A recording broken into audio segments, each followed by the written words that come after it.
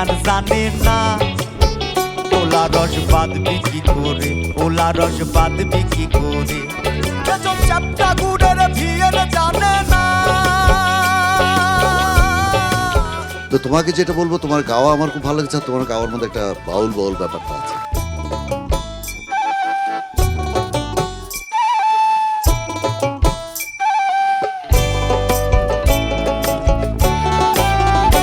আমার নিতাই সাদের দরবারে, গৌর সাদের বাজারে, এক মন যার সেই যেতে পারে।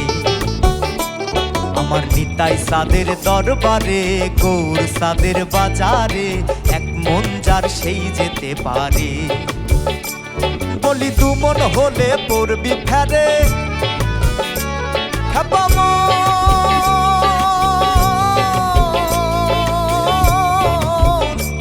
বলি দু মন হলে পড়বি ফেরে।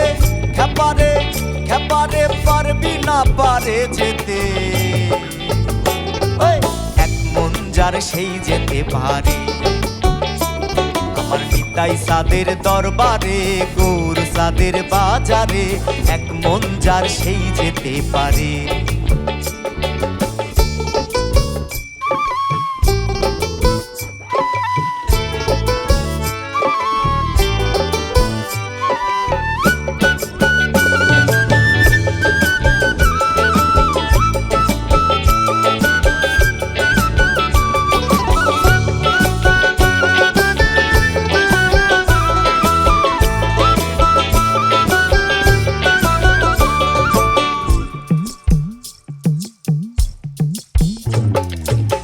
চার দশে 40 মন, আর রতি মাসা কম হইলে খেপারে নেয় না মহাজন, খেপারে নেয় না মহাজন।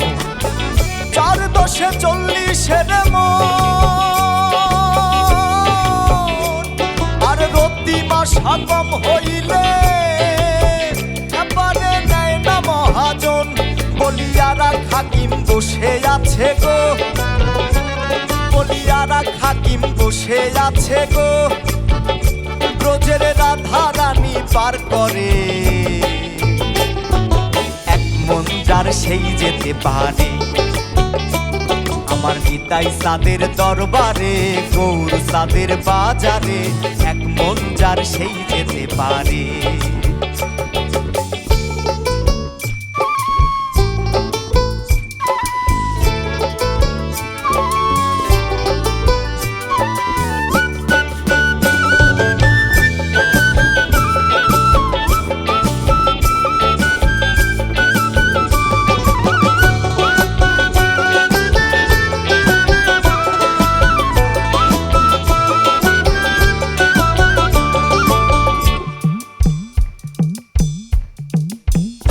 যেজন চ্যাটকা গুড়ের ধিয়ান জানে না ওলা রস বাঁধবি কি করে, ওলা রস বাঁধবি কি করে।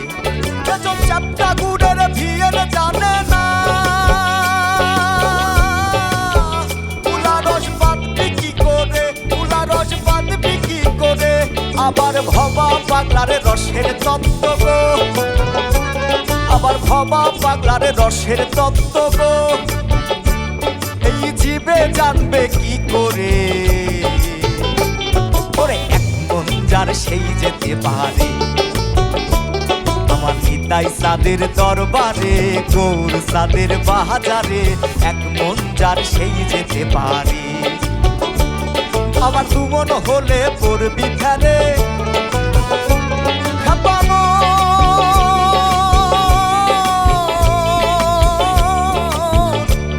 আবার দু মন হলে পড়বি ফেরে। খেপারে খেপারে পারবি না পারে যেতে, এক মন যার সেই যেতে পারে। আমার নিতাই সাদের দরবারে, গৌর সাদের বাজারে, এক মন যার সেই যেতে পারে।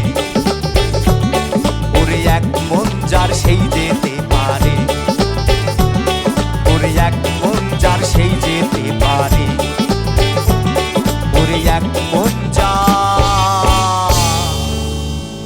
সেই যেতে পারে। রস তাই।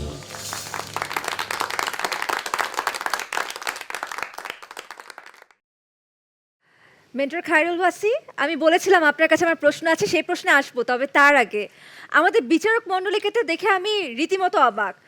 গুরুজি তো পারলে নৃত্য শুরু করে দিয়েছিল। গুরুজি, একটু আপনার থেকে শুনতে চাই, কেমন লাগলো অনেকের কণ্ঠে এই পরিবেশনা? আসলে নিজের সম্পত্তি যখন আমরা ফিরে পাই না, যে আনন্দ লাগে। কারণ এই ভাবা পাগলা আসলে আমাদেরই সম্পত্তি। দুই দেশের একটা সেতু বন্ধন করেছিলেন বাহ। দুটি মহাজন, একটা হলো ভাবা পাগলা আর একটা হলো বিজয় সরকার। আমরা অহংকার করে বলবো এই গান আমরা অন্য দেশের শিল্পীদের কাছে অনেক শুনেছি, কিন্তু আজকে মনে হচ্ছে যে আমাদেরই গান এটা। তোমার গায়কের মধ্যে সে প্রকাশটা পেয়েছে। তুমি শ্রেষ্ঠ, তুমি অনেক সুন্দর। আচ্ছা, তুমি কি জানো একদিন ভাবা পাগলাকে মনীষীরা প্রশ্ন করেছিল যে তুমি এত ভালো লিখো, তো তোমার নাম পাগলা কেন? তোমার মধ্যে তো পাগলামির কিছু দেখি না। তো বলছে আসলে তো আমি পাগল না, সেই পাগল না, আমার পা আগলা, সেই জন্য আমাকে বলে পাগলা। অনেক ধন্যবাদ গুরুজি, আজকে আপনার থেকে আমরা অনেক কিছু শিখলাম, জানলাম। এবারে লিগার সুলতানা সুমি। ভাবা পাগলার গান অসাধারণ গান। এক কথায় বলবো যে তার গান গাওয়াটা, সাহসিকতাটা পাওয়াটা অনেক বড় একটা বিষয়। তো প্রথমে আমি বলবো যে তোমার যে মেন্টর ছিলেন তাকে ধন্যবাদ জানাবো, যে গানটা গাওয়ার জন্য উৎসাহিত করেছেন। আর তুমি অনেক সুন্দর গেয়েছো, অনেক সুন্দর। খুবই ভালো পারফরমেন্স। তো তোমাকে যেটা বলবো, তোমার গাওয়া আমার খুব ভালো লাগছে। আর তোমার গাওয়ার মধ্যে একটা বাউল বাউল ব্যাপারটা আছে। আমি বলবো it's a very nice execution. অনেক ধন্যবাদ বিচারক। এবারে চলে যেতে চাই মেন্টর খায়রুল ওয়াসির কাছে। ওলা রস কি অর্থে ব্যবহৃত হয়েছে এটা একটু জানতে আমি ভীষণ আগ্রহী। আচ্ছা, প্রথমে আমি ধন্যবাদ জানাচ্ছি আমাদের সম্মানিত জাজেস পার্থ বড়ুয়া স্যারকে, যে আমরা সচরাচর দেখি যে লোকগানে যেভাবে ওয়েস্টার্ন ব্যবহার করা হয়, টোটালি তার থেকে ভিন্ন কিছু ওয়েস্টার্ন যন্ত্রপাতি সবকিছু রয়েছে, বাট এই যে ওয়েস্টার্ন বাংলা মিলিয়ে যে একটা আলাদা রূপ দেয়া যায় গানের আচ্ছা, মধ্যে। এইখানে আমি একটা কথা বলি। গুরুজি একটু আগে কিন্তু আমাদের আমি এই সুমিকে কিন্তু ধুয়ে ফেলছে। আচ্ছা, এখানে একটা কথা বলি, আমরা কি করি সেটা আমাদের পছন্দের জায়গা। আমরা যেটা করি, আমরা যেই সঙ্গীত করি সেটা হচ্ছে আমাদের পছন্দের জায়গা। আমরা ওইটা যে যার পছন্দ, ওটা আমাদের পছন্দ, এটা ভালো হোক খারাপ ওটা আমাদের পছন্দ। কিন্তু আমি কিন্তু প্রফেশনালি কিন্তু মিউজিক ডিরেকশন করি, ওটা কিন্তু আমার প্রফেশন। আমার গাওয়াটা, গান গাওয়াটা আমারটা হচ্ছে এটা ঝড়ে বকবনের মতো অবস্থা। কারণ আমি সেই পরিমাণ, যে পরিমাণ গান শিখে আসা উচিত একটা কণ্ঠশিল্পী, সে পরিমাণ গান কিন্তু আমি শিখে আসিনি। আমি একটা ব্যান্ড করি, ওই জায়গাটাতে যখন কেউ ছিল না, তখন বাধ্য হয়ে আমি গান করলাম। ঝড়ে বকমরে কবিরাজের বাহাদুরি হয়ে গেল, আমিও গায়ক হয়ে গেলাম, বিষয়টা এটা। কিন্তু আমি কিন্তু সবসময় নিজেকে পরিচয় দিই মিউজিশিয়ান হিসাবে। আমি কিন্তু একটা প্লেয়ার, সেটা যেই ধরনের মিউজিকই হোক আমি চেষ্টা করব বাজাতে, পারি কি না পারি। তো বাউল গান, ফোক গান, এইটাই তো আমাদের অরিজিনালিটি। পরেরগুলি হচ্ছে পরে এসে জুটেছে, এখন আমরাও বাজাচ্ছি, বিদেশি ইনস্ট্রুমেন্ট বাজাচ্ছি, কিন্তু সেটা আমাদের ভালো লাগা একটা জায়গা থেকে আমরা বাজাই। কিন্তু সেই ইনস্ট্রুমেন্টটা যদি প্রপারলি আমাদের গানে ইউজ হয়, তাহলে কিন্তু জিনিসটা এনরিচ হবে। কারণ হারমোনিয়ামও কিন্তু আমাদের দেশি ইনস্ট্রুমেন্ট নয়।